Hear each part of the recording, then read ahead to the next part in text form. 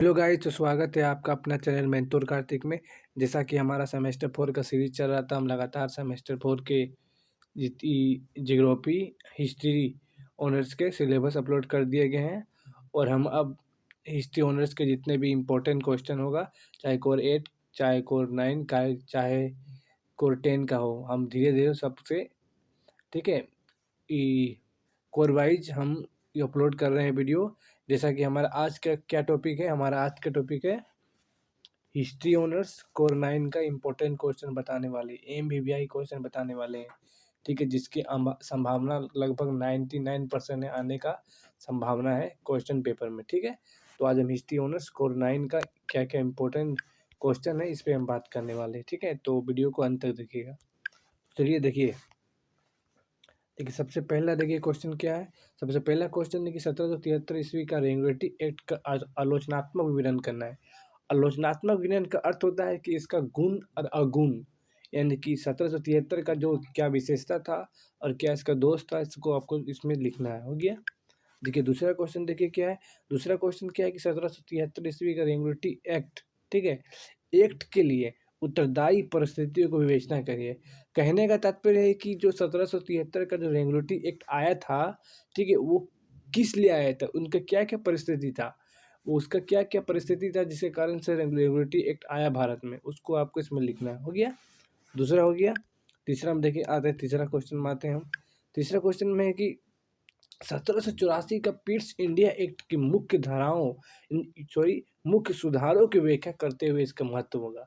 जो Pitt's India act 1784 ईस्वी में आया था, इनकी जो इनके बीच क्या क्या सुधार किया गया था, ठीक है, कि सुधार किया था, उनका महत्व के बारे में, जो सुधार हुआ था उसका महत्व किसमें, तो 1784 ईस्वी का। हो गया।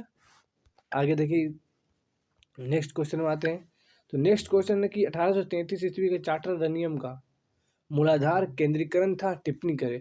कहने का तात्पर्य है कि जो 1833 का जो चार्टर अधिनियम था, क्या वो केंद्रीकरण था तो क्यों था, कैसे था, इसको आपको टिप्पणी करना है, कमेंट में लिखना है आपको उसके बारे में, 1833 के बारे में, चार्टर अधिनियम के बारे में। ठीक है, तो देखिए नेक्स्ट क्वेश्चन देखते हैं क्या है। नेक्स्ट क्वेश्चन 1858 ईस्वी अधिनियम के पारित होने का मुख्य कारण। देखिए, जैसे रेगुलेटरी एक्ट के पीछे क्या कारण था, इनको आपको लिखना था, उसी प्रकार 1858 ईस्वी का अधिनियम जो पारित किया गया था, किस लिए किया गया था, कोई तो कारण होगा, कोई तो रीजन होगा, तो वही इसको रीजन लिखना है तथा इसका मुख्य प्रावधान, यानी कि 1858 का अधिनियम में जो जो जो धाराएं हैं, जो विशेषताएं हैं, जो उसमें मुख्य बिंदु, जो बातें लिखी हुई है, इनको आपको इसमें लिखना है। हो गया। देखिए नेक्स्ट क्वेश्चन में आते हैं। नेक्स्ट क्वेश्चन क्या है। नेक्स्ट क्वेश्चन है 1858 ईस्वी के अधिनियम के गुण और दोष का समीक्षा कीजिए। यानी कहीं ना कहीं आलोचनात्मक विवरण बोला है करने 1858 ईस्वी का। ठीक है, 1858 ईस्वी के अधिनियम के जो गुण और दोष थे उसको आपको इसमें लिखना है। ठीक, आगे देखिए, आगे बहुत इंपॉर्टेंट है ये क्वेश्चन। भारत परिषद अधिनियम 1861 के मुख्य प्रावधानों का आलोचनात्मक परीक्षण कीजिए। यानी कहीं ना कहीं जो भारत परिषद अधिनियम 1861 है, इनके दोष और इनके गुण क्या क्या है, इसको आपको इसमें लिखना है। ठीक है, आगे देखिए क्या है। देखिए नेक्स्ट क्वेश्चन क्या है। नेक्स्ट क्वेश्चन 1892 ईस्वी का अधिनियम क्यों पारित हुआ, ये भी वही क्वेश्चन है। 1892 ईस्वी का अधिनियम जो पारित हुआ, उनके पीछे क्या कारण था, क्या रीजन था, इसको लिखना है। फिर इस अधिनियम के प्रमुख आधार, यानी फिर इस अधिनियम के क्या क्या विशेषता था या क्या क्या दोष था, वो लिखना है यहाँ। जैसे कि आलोचनात्मक समीक्षा कीजिए, यानी कि आलोचनात्मक, इसका इस देखिए, आलोचनात्मक का अर्थ क्या होता है, इसका अर्थ होता है गुण और दोष।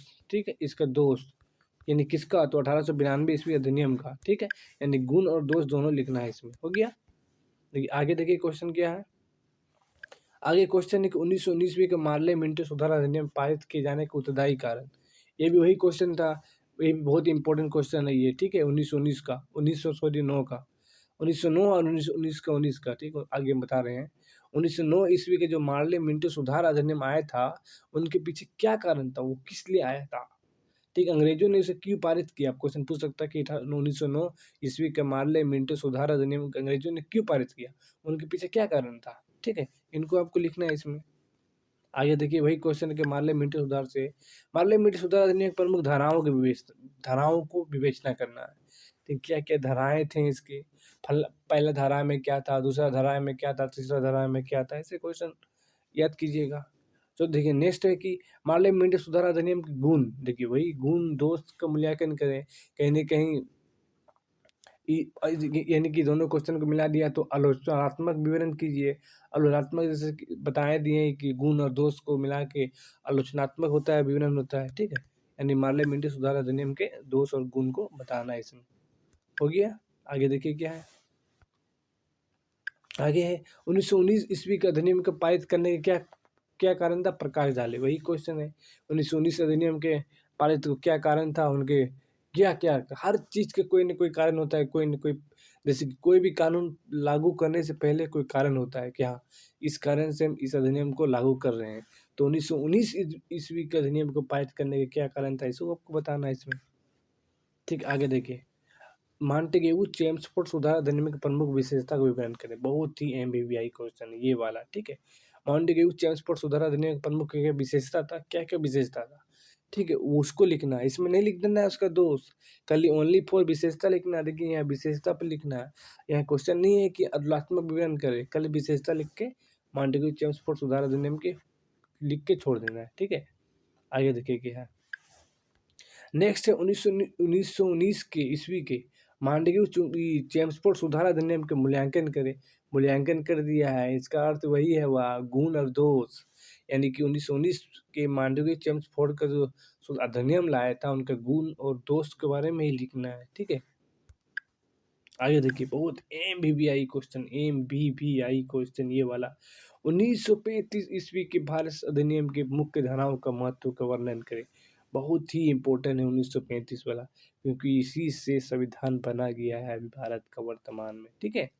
तो 1935 ईस्वी के भारत अधिनियम की प्रमुख धाराएं का महत्व को वर्णन करिए, क्या क्या महत्व है, यानी क्या क्या इसका विशेषता है, कहीं ना कहीं इसका विशेषता के बारे में बता रहा है इसमें।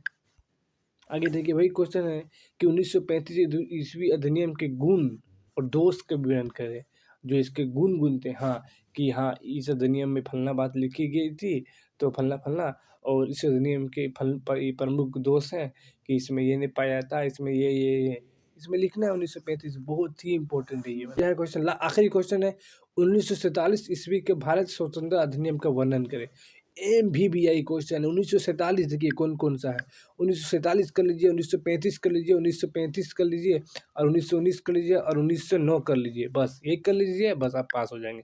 अरे एक रेगुलेटरी एक्ट कर लीजिए, बस खत्म, बस ये सब कर लीजिए तो आप पास हो जाएंगे, तो यानी कि टॉप नहीं कीजिएगा, खाली पास होना है। तो 1947 ईस्वी के भारत स्वतंत्रता अधिनियम का वर्णन करें। आप क्वेश्चन भी पूछ सकता है कि 1947 अधिनियम, भारत स्वतंत्रता अधिनियम के ये आलोचनात्मक विवरण कीजिए, यानी कहीं ना कहीं इनके गुण और दोष के बारे में लिखना है, ठीक है। तो हो गया, देखिए ये इंपॉर्टेंट है, ये इंपॉर्टेंट है, ये इंपॉर्टेंट है। 1919, 1935, 1947 हुआ, ठीक है, मार्ले मिंटो सुधार हुआ, ठीक है। और इधर देखिए नेक्स्ट में देखिए 1909 हुआ, ठीक है, और आगे रेगुलेटरी एक्ट, ठीक है, ये बहुत ही इंपॉर्टेंट है, ठीक है। रेगुलेटरी एक्ट बहुत ही इंपॉर्टेंट है, हो गया, ये हो गया, ठीक है। तो वीडियो को शेयर कर दीजिएगा, सेमेस्टर 4 वाले हिस्ट्री ऑनर्स वाले हैं तो अपने दोस्तों को शेयर कर दीजिएगा, ठीक है।